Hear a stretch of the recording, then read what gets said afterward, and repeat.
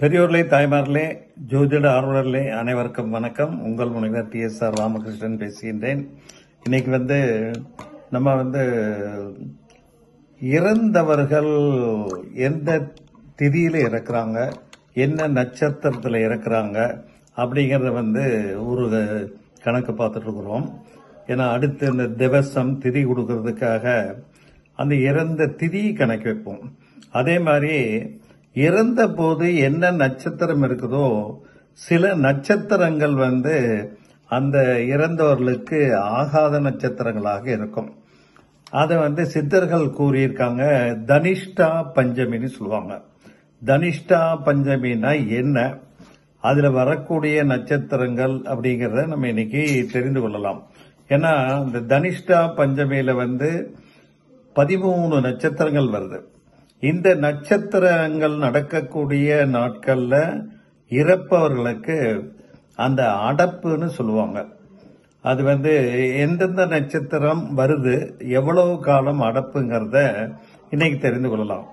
அவிட்டம், சதயம், பூரட்டாதி, உத்திரட்டாதி, ரேவதி, இது 5 நட்சத்திரங்கள்ல நடக்கிற காலத்துல இறப்பவர்களுக்கு அடப்பு 6 மாசம். 6 மாசம் அந்த ஃபேமிலியில் இருக்கவங்க, அதாவது ஃபேமிலியில் இருக்கிறவங்க நல்ல காரியங்கள் செய்யக்கூடாது. மலை மேலே இருக்கக்கூடிய கோயிலுக்கு செல்லக்கூடாது. அதே மாதிரி இது குலதெய்வம் கோயிலுக்கு அந்த குறிப்பிட்ட காலம் போகக்கூடாதும்பாங்க. அது மாதிரி இந்த 6 மாதம் அடப்பு இருக்கக்கூடிய நட்சத்திரங்கள் அவிட்டம், சதயம், பூரட்டாதி, உத்திரட்டாதி, ரேவதி. ரோஹிணி நட்சத்திரம் நடக்கக்கூடிய காலத்தில் இறப்பவர்களுக்கு 4 மாதம் அடைப்பு. கார்த்திகை, உத்திரம் ஆகிய நட்சத்திரங்களை இறப்பவர்களுக்கு 3 மாதம் அடைப்பு. மிருகசீர்ஷம், சித்திரை, புனர்பூசம், விசாகம், உத்திராடம். மறுபடியும் சொல்றேன், கேட்டுங்க. மிருகசீரிஷம், சித்திரை, புனர்பூசம், விசாகம், உத்திராடம். இந்த நட்சத்திரங்கள் இறக்கிறவங்களுக்கு 2 மாதம் அடைப்பு. ஆக இந்த பிறக்கும் போது நம்ம நட்சத்திரத்தை வச்சுதான் அந்த குழந்தையினுடைய லைஃப் லாங் இந்த நட்சத்திரம், பிறந்த நாள் நட்சத்திரம் இது பண்றோம். இறக்கும் போது திதியை நினைக்க வச்சுக்கிறோம். ஆனா இந்த அடப்பு வரக்கூடிய நட்சத்திர காலகட்டங்கள்ல என்ன அடப்புனா என்னன்னு தெரிஞ்சுக்கணும் இல்லையா? அதாவது கர்ம வினை, நம்முடைய வினை பயன் காரணமாக இறந்த அந்த ஆத்மாக்கள் நேரடியாக யமலோகம் செல்ல இயலாமல் சிறிது காலம் இங்கேயே சுத்திட்டு இருக்கும். அதைத்தான் தனிஷ்டா பஞ்சமின்னு சொல்றோம். இது ஒரு துர்தேவதையாக கருதப்படுகின்றது.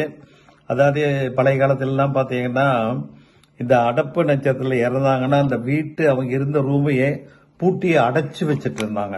அடப்புன்னு அப்படி, அதனாலதான் அந்த பேரே வந்தது.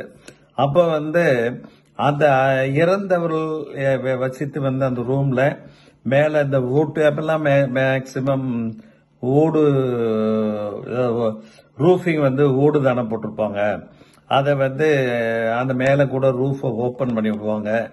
இல்லைன்னா ஒரு செவரை இடிச்சு அது மூலமா அந்த பாடியை கொண்டு போயிட்டு இருப்பாங்க. இப்ப அந்த மாதிரி எல்லாம் ஒன்றும் நம்ம தேவையில்லை. நம்ம அதே மாதிரி ரூம் அடைச்சு வைக்கணுங்கிற அவசியம் எல்லாம் இல்லை. அவங்க இந்த இறந்தவர்கள் என்ன நட்சத்திரத்துல இறந்தாங்க அப்படிங்கிறதுக்கு அவங்களுக்கு முறையாக நம்ம அந்த அடப்புள்ள காலம் வரைக்கும் தினமும் அவங்கள நினைச்சிட்டு இருக்கணும். அதுக்காக அந்த அவங்க ஆவி ரூபமாக அந்த ஆத்மா விண்ணுலகம் அடைவதற்கு காலதாமதமாகும், சுத்திட்டே இருக்கும். அதனாலதான் அதற்காக அவங்க அந்த சில பேர் நம்ம தொடர்ந்து 6 மாதம் தீபம் போடுறது அப்படிங்கறதெல்லாம் இந்த காலத்துல கொஞ்சம் கஷ்டமா இருக்கும். அதே மாதிரி அந்த தீபம் அணைஞ்சு போச்சுன்னா யாராவது அதுக்கு ஒரு விளக்கம் கொடுப்பாங்க. அதனால கொஞ்சம் இடையூறுகள் எல்லாம் அந்த மாதிரி இருக்கும். அதனால நீங்க அதை பத்தி எல்லாம் ரொம்ப கவலைப்பட வேணாம். இப்ப ஒருத்தர் ஒரு நட்சத்திரத்துல இறக்குறாங்க. இந்த உத்திரம் நட்சத்திரம் வைங்களேன். அவங்க இறக்கிறது புதன்கிழமையில இறக்காங்க அப்படின்னா ஒவ்வொரு வாரமும் புதன்கிழமை எப்படி இருந்தாலும் இறந்தவர்களுடைய படம் போட்டோ எடுத்து நம்ம வந்து கீழே ஒரு பலகை போட்டு அது மேல வச்சு முடிந்தவர்கள் மாலை அணிவிக்கலாம், இல்லைன்னா பூ வைத்து இது பண்ணணும், டெய்லி கும்பிடணும். அதே மாதிரி ஒரு சின்ன அகல் விளக்கு ஏற்றி வச்சு அந்த அகல் விளக்கு தீபம் போட்டு இது பண்ணணும். இந்த அடப்பு உள்ள காலகட்டம் வரைக்கும் அவங்க வந்து ஒரு சின்ன சொம்பு மண் கலையமாக இருக்கலாம், இல்லைன்னா வந்து நம்ம பித்தளை எவரெஸ்ட் சொம்பா கூட இருக்கலாம், தண்ணீர் ஊற்றி அதில் ஊற்றி வைக்கணும். இப்ப நான் சொன்ன மாதிரிங்களா, அந்த உத்தரம் நட்சத்திரம் இல்லை எந்த அடப்புல நட்சத்திரம் இறந்தாலும், உதாரணம் புதன்கிழமைன்னு வச்சுக்கலாம், ஒவ்வொரு புதன்கிழமையும் அவர்களுடைய வம்சாவளியினர் மதிய நேரத்தில் அந்த 12 மணிலிருந்து 2 மணிக்குள்ள அந்த இறந்தவர்களுடைய ஆத்மா சாந்தி அடையணும்னு வேண்டிட்டு அவங்க என்ன பிரியமா சாப்பிட்டாங்களோ அதை வந்து அந்த பதார்த்தத்தை வைத்து படையல் செய்து அதை வந்து பூஜை போட்டு இது பண்ணணும். அந்த படையல் வைத்த உணவை நம்ம சாப்பிட்டுக்கலாம், கொஞ்சம் காக்காய்க்கும் போட்டுடலாம். அதே மாதிரி அந்த புதன்கிழமை அந்த சொம்புல தண்ணி வைச்சோம் இல்லைங்களா, அந்த தண்ணீரை எடுத்து வெளியில அவங்க வீட்டுல ஏதாவது தென்னை மரம் இல்ல வேற மரங்கள் இருந்ததுன்னா மரத்துக்கு ஊத்தலாம். சார் இப்ப இருக்கிறதே நாங்க பிளாட்ல இருக்கிறோம், மரத்துக்கெல்லாம் எங்க போவோம்னு சில பேர் கேள்வி கேட்கலாம்.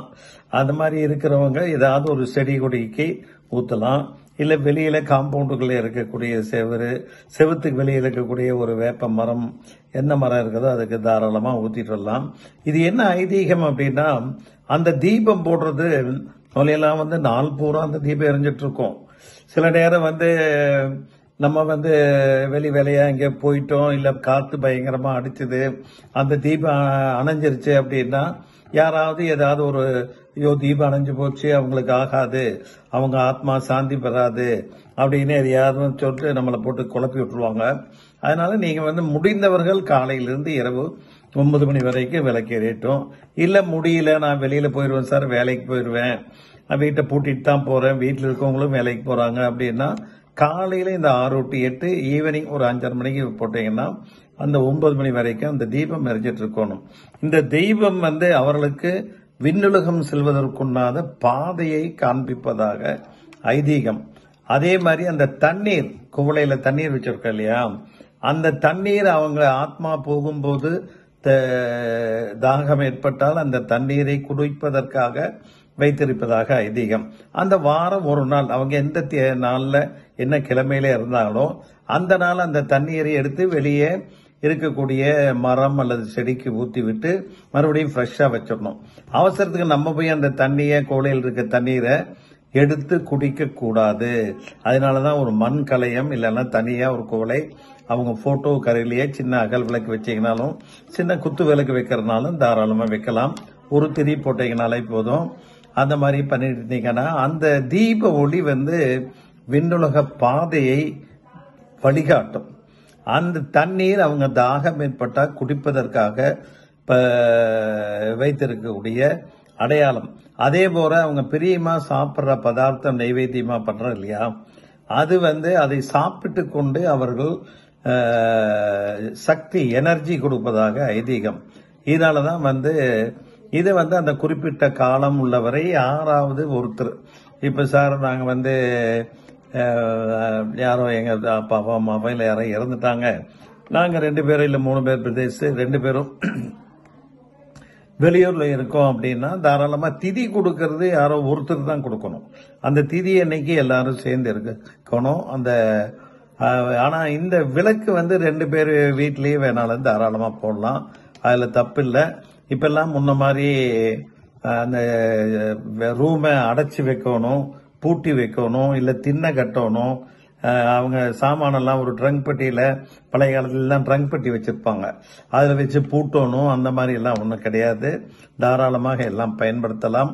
ஆக இதுதான் கருட புராணமும் சொல்லுது. அதனால வீட்டை இடிக்கணும், ஒரு திண்ணை கட்டணும், இல்ல இது பண்ணணும் அப்படிங்கறதெல்லாம் இல்ல. நீங்க படத்துக்கு முன்னால காலை மாலை நேரத்துல தீபம் ஏற்றி அந்த தண்ணீர் மண் கலவை மண் குடுவை இல்லைன்னா ஏதாவது குவளையில வைக்கலாம். கற்பூரத்தை ஆரத்தி சென்று இறந்தவர்களை நினைத்து கொண்டு நீங்க உணவும் நீரும் சென்றடைய இறைவனே அவர்களுக்கு ஆத்மா சாந்தியடைய உதவ வேண்டும் சொல்லிட்டு அந்த தீபம் காமிச்சிட்டா போதும். சில பேர் அதான் தீபம் பர்மனண்டா எரியணுமான்னு கேட்பாங்க. அதெல்லாம் எரியணும் ஒரு அவசியம் இல்லை. ஆக இந்த மாதிரி பண்ணி அந்த தனிஷ்டா பஞ்சமி வரக்கூடிய நட்சத்திரத்துல இறந்தவர்களுக்கு இது பண்ணுங்க. அந்த காலம் 3 மாதம் இல்ல 6 மாதம் 2 மாதம் முடிஞ்சிருச்சுன்னா அவங்க வேற மங்களகரமான நிகழ்ச்சிகள் வீட்டில் கொண்டாடலாம். வெளியில நடக்குது அதுக்கு போலாமான்னா அந்த 16 நாள் கர்ம காரியங்கள் முடிஞ்சதுக்கு அப்புறம் போறலாம். அது வரைக்கும் நம்ம போகக்கூடாது. ஆக இந்த தனிஷ்டா பஞ்சமி நட்சத்திரங்கள் என்ன மாதிரி பண்ணணுங்கிற தகவல் உங்களுக்கு நினைவுபடுத்துவதற்காக கூறினேன். இந்த மாதிரி செய்து இறந்த முன்னோர்களுடைய ஆத்மா சாந்தியடையவும் அவர்களுடைய ஆசீர்வாதம் நமக்கு என்றென்றும் கிடைக்க வேண்டிக் கொண்டு அனைவரும் நலம் பெற வேண்டும் என்று கேட்டு நிறைவு செய்கின்றேன். நன்றி, வணக்கம்.